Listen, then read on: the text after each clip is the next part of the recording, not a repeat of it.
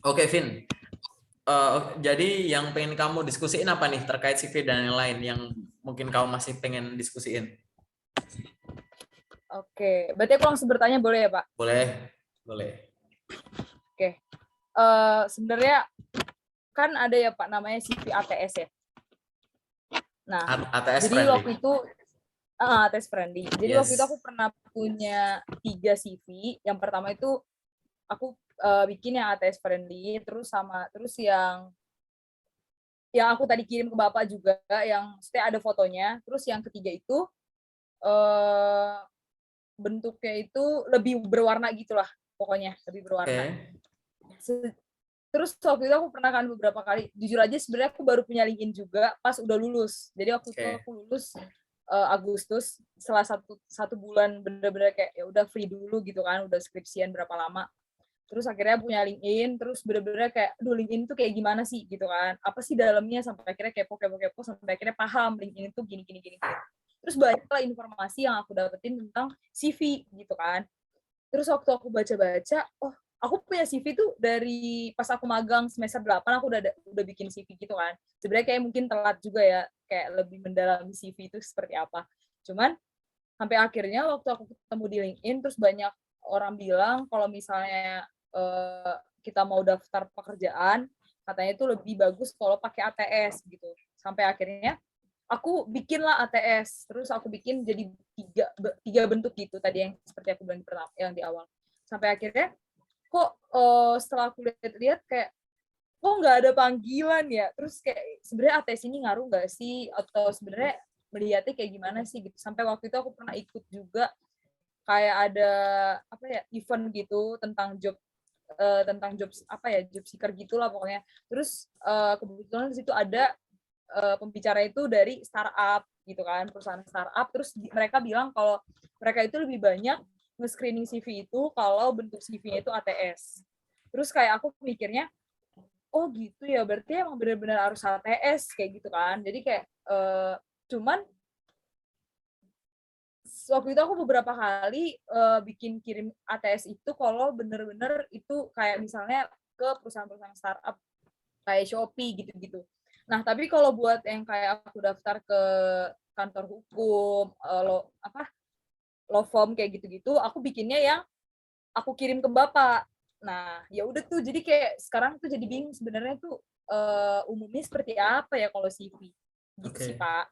Oke, aku ada pertanyaan tambahan sebelum ngejawab itu. Kamu sejak memutuskan untuk lamar kerja lagi, rata-rata per hari ngirim berapa lamaran? Eh aku sebenarnya random. Jadi aku kan punya job Rata-rata street, punya LinkedIn. Oh, per hari rata-rata. berapa? Rata-rata Di total itu tadi, job 10. street, LinkedIn, bla bla bla bla bla bla. Kalau di total per hari berapa? Eh 10 sampai 15. 10 sampai 15, katakanlah 15. Mm-mm. Dari 15, berapa yang dari job street? Berapa dari LinkedIn? Berapa sisanya? Kalau kalau biasanya sih kebanyakan tuh di job street. Aku biasanya kalau di job street tuh bener-bener langsung apply itu bisa sampai 10. Oke, sisanya Kalau di LinkedIn. LinkedIn, Hmm.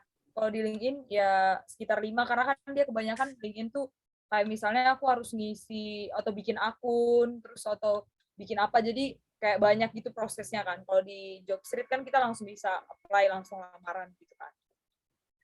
Gitu, Oke. Pak. Dari itu berarti cuma dua fokusnya. Ada yang lihat email gitu nggak?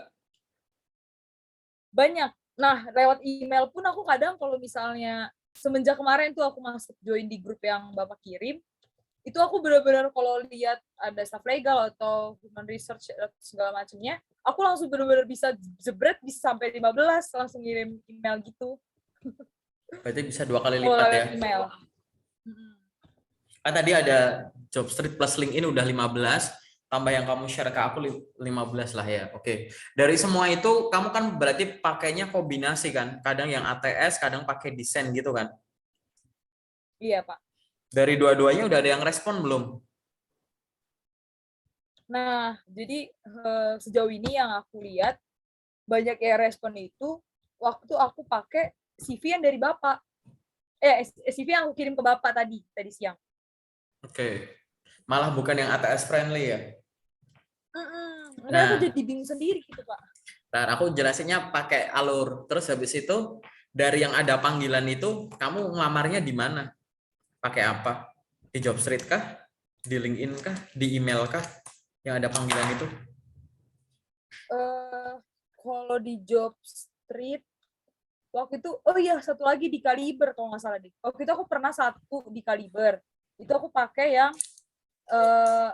yang aku kirim ke Bapak, yang modelnya kayak gitu, yang ada fotonya.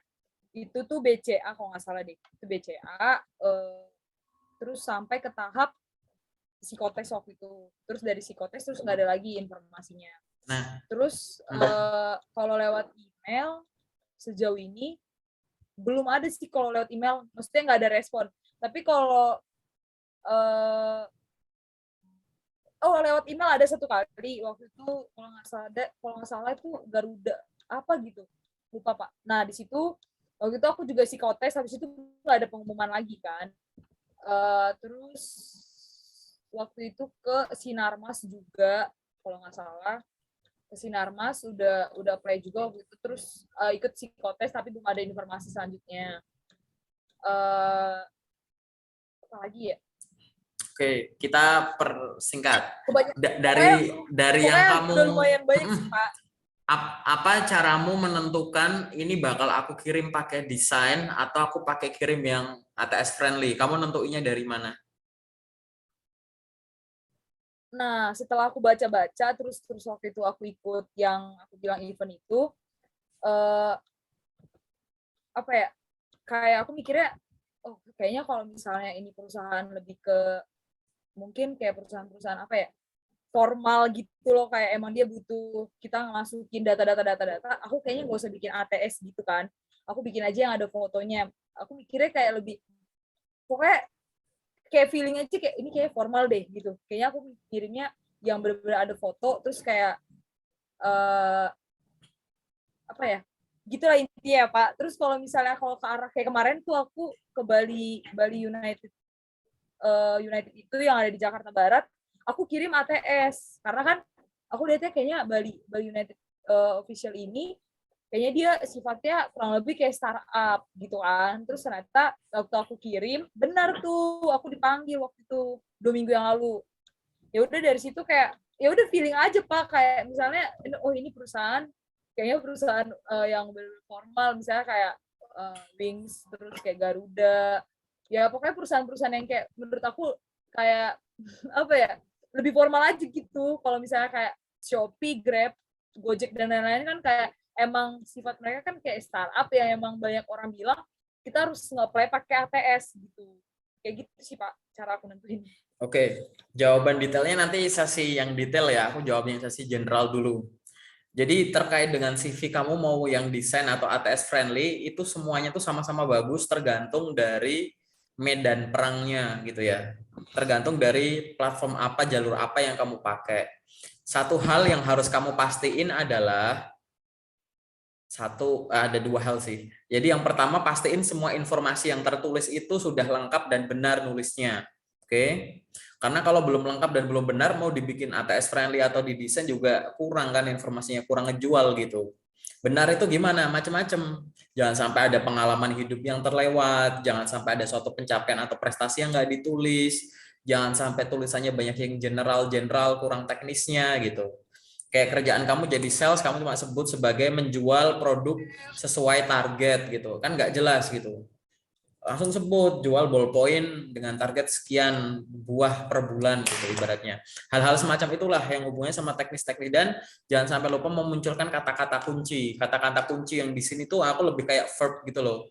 Gitu. Jadi kayak menjual, memanage, mengatur, memonitor, menyiapkan gitu, membuat gitu. Jadi lebih banyak kata-kata yang sifatnya kata kerja kayak begitu. Itu adalah kata-kata kunci yang nanti baik mata atau ATS sistem itu ya.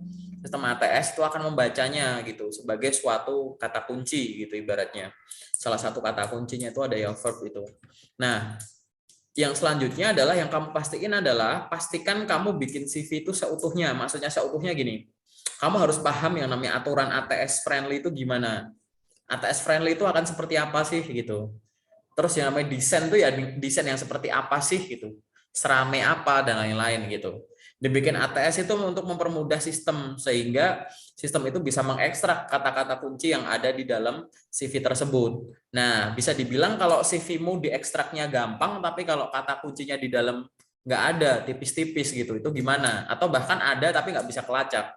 Jadi ATS itu sudah kamu bikin dengan benar dulu. Begitupun yang desain. Desain itu kan niatnya adalah untuk apa sih? Mempermudah pembaca. Karena kamu tadi ya pakai sense kamu itu adalah akan difilter pakai mata orang nih. Jadi aku harus bikin yang mudah dan nyaman dibaca. Yang kedua informatif gitu, ringkas tapi di dalamnya mengandung info-info kata kunci lagi gitu. Balik lagi, mau lewat sistem atau mau pakai mata, dia akan melihat kata kunci. Nah, setelah itu kamu udah oke, ya banyak-banyaklah tadi ngelamar gitu, sesuai dengan yang diinginkan, sesuai dengan bidang keahlian, agar kamunya bisa dapat apa namanya, feeling gitu loh. Feelingnya itu akan muncul kayak tadi ya, menurutku ini pakai ini nih, menurutku pakai ini nih gitu. Nah, feeling tersebut akan muncul karena dua hal. Kamu udah riset dulu ya, riset, penelitian, sama nanya gitu. Nanya tuh bisa ketanya Google, tanya orang ikut pelatihan gitu-gitu gitu. Akhirnya muncullah sense seperti itu, kepekaanmu nanti muncul gitu. Nah, kalau aku anggap CV kamu sudah benar gitu ya, terus udah jelas nih kapan pakai ini, itu pastikan masing-masing digunakan di tempat yang kelebihannya dia gitu. Misalkan kalau tadi ya ngelamar perusahaan startup gitu, maka ATS friendly akan lebih unggul daripada desain gitu.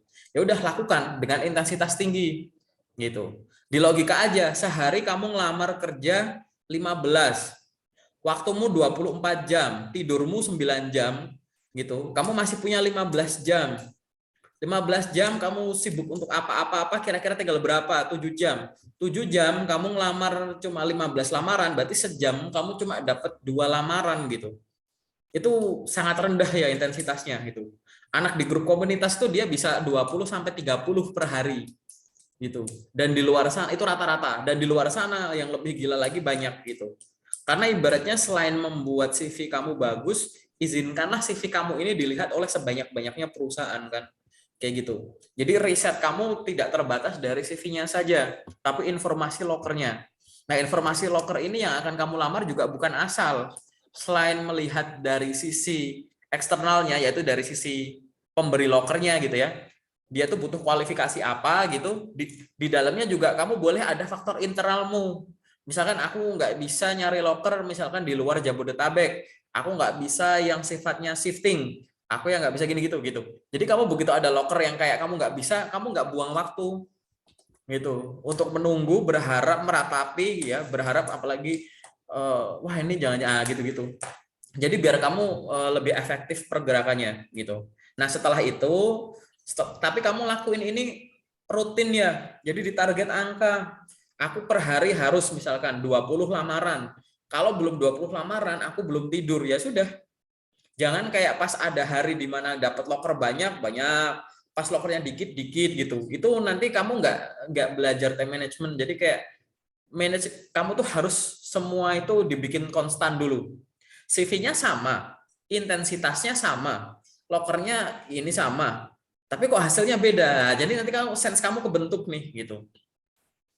Jadi ada namanya variabel tetapnya yang bisa dibikin konsisten apa sih? Oh ya udah aku target 20 per hari. Kalau belum 20 aku belum tidur. Itu dibikin konsisten. CV-nya gimana tadi? Aku punya 2 CV yang ATS friendly sama desain. Desain aku akan lempar lewat sini, yang ATS friendly lewat sini. Lakuin konsisten gitu. Nanti lama-lama kamu dapat sense. Padahal jumlahnya sama gitu kan, 20. Yang 10 lewat yang ATS, yang 10 lewat yang desain. Tapi kok responnya lebih banyak yang ATS ya gitu. Oh, berarti jangan-jangan ada informasi yang di ATS itu gampang diserap, di desainku enggak nih, coba dicek misal. Atau memang apakah perusahaan-perusahaan yang lewat ATS ini memang lebih banyak fast responnya gitu. Sehingga nanti besoknya kamu bisa nyoba yang pakai ATS itu lebih intens daripada yang desain. Begitupun sebaliknya. Nah, hal-hal semacam ini kan namanya riset sambil jalan nih. Ya kan? Bukan riset yang cuma baca gitu. Nah, itu yang harus kamu lakuin dulu. Dari tadi yang kamu bilang sih aku nggak ada yang kontra ya gitu. Aku setuju bahwa ada momen di mana Kamu bakal memunculkan sense kapan pakai desain, kapan pakai yang ATS friendly gitu. Kalau aku ngerasa perusahaannya seperti ini, aku lebih pakai ATS yang nggak masalah gitu. Karena belum tentu CV-nya yang salah gitu. Cara gunanya mungkin yang kurang maksimal, bukan salah. Dan bahkan kalau kamu udah tes nggak ada lanjutan, belum berarti kamu bukan kandidat yang tepat gitu. Mungkin kalah cepat gitu, mungkin ya kan. Dia butuhnya cuma 2 orang yang ngirim udah 100 orang. Dari 2 orang ini ternyata kamu ngirimnya tuh urutan ke-50 katakanlah. Padahal dia udah menemukan 2 kandidat ini hanya dari 20 CV pertama. Jadi yang ke belakang nggak sempat ke proses gitu. Oh, berarti aku kalah cepat. Oke, besok lagi kalau begitu aku dapat loker, langsung saat itu juga aku lamar, nggak nunda, misalkan gitu. Hal-hal semacam inilah yang harusnya nanti bisa kamu muncul sense-nya, masing-masing anak tuh muncul gitu. Jadi pastikan dulu CV-nya udah benar. CV itu cuma bagian terkecil ya gitu, bukan segalanya itu ada di CV. Yang harusnya kamu pertimbangkan tuh interview gitu. Karena momen nego kamu ada di situ, memamerkan kemampuan diri itu ada di situ gitu.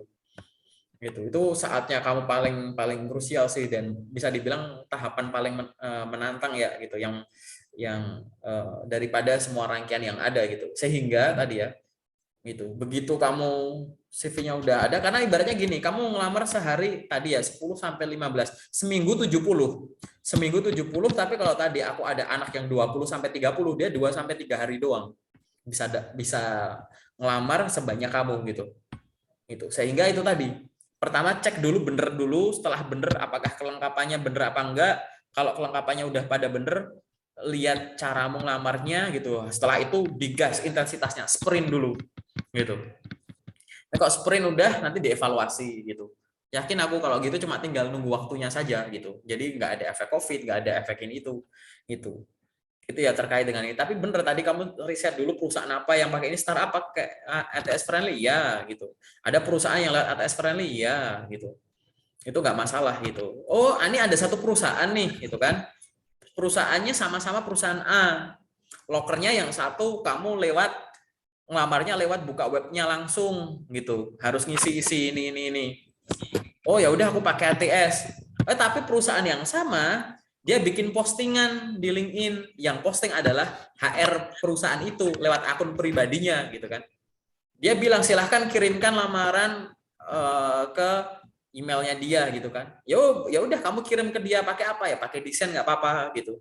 Jadi desain atau ATS itu fleksibel gitu. Tinggal awalan dan akhirannya aja gitu. Cara mau menyampaikan suratnya atau setelah mengirim email disapa rekruternya.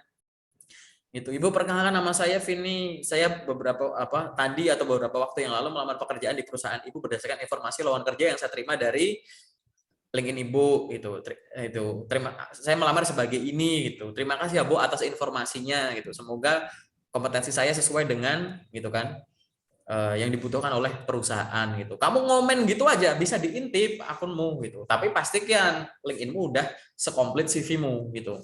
CV itu duplikat diri. Jadi dianggap apa yang tertulis itu yang kamu alami, sehingga jangan sampai ada yang udah kamu alami yang diperjuangkan dan itu nilainya bagus belum tertulis di CV-mu gitu kan. Orang nggak bakalan ngeliat kayak ini anak kayaknya udah pernah organisasi belum ya, kayaknya udah deh, nggak bakal gitu dibaca, nggak ada tulisan organisasi ya, oh ini anak nggak pernah organisasi gitu ya kan gitu. Oh ini anak udah pernah ada magang belum ya, kelewat magang kamu nggak ketulis, ini anak nggak ada magang gitu. Nah gitu loh. Jadi kita nggak bakal di awal nggak bakal nebak kamu dari apa yang ada di kamu gitu. Kita bukan nggak bisa nebak itu, yang tertulis dulu.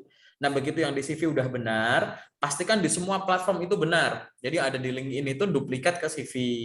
Yang ada di tadi ya karir portal itu duplikat dari CV gitu. Paling difilter aja informasi pribadinya nggak sebanyak yang di CV. Nah yang di CV berdasarkan yang ada di diri gitu. Ini namanya menduplikat diri di semua platform tuh gitu. Saat semuanya udah benar, yang kamu tulis udah benar, diduplikat secara benar di semua platform. Nah, setelah itu mainkanlah platform tersebut sesuai dengan penggunaannya. Gimana sih cara loker di LinkedIn, gimana cara loker di portal A, B, C gitu. Kalau udah benar, tingkatkan intensitasnya gitu. Benar, intensitasnya udah meningkat, bikin konsisten gitu. Jadi intensitas tinggi, konsisten gitu. Aku nggak pernah nyaranin konsisten dengan intensitas rendah. Karena locker itu banyak banget. Nggak bakal kamu namanya sehari itu kehabisan locker. Yang habis itu ide kamu buat nemuin locker yang sebenarnya masih ongoing gitu loh. Itu aja sih, Vin. Gitu. Nah, kalau kamu udah ngelakuin itu, baru nanti kita diskusi lagi nggak apa-apa gitu. Baru nanti ketebak sama kayak yang kamu mungkin udah lihat di grup atau di chatku, ada anak hanya dengan meningkatkan intensitas ya, semuanya udah bener gitu ya, dia jadi bingung gitu ya, mau tes locker yang mana nih, mau follow up yang mana gitu, karena panggilannya beruntun gitu. Nah, Banyak. itu nanti kamu bakal nemuin itu tuh gitu. Yang penting tadi dipastiin dulu ya. Batasnya jelas. ATS friendly sama desain. Nah, nanti di sesi detail aku jelasin terkait dengan CV-mu gitu. Oke? Ada lagi nggak yang lain yang pengen diskusiin? Paling udah kejawab semua sih Pak tadi dari Bapak ngejelasin. Udah ya? Heeh. Oke. Habis ini berarti sekarang kita masuk ke yang detail aja dulu ya. Oke. Baik Pak.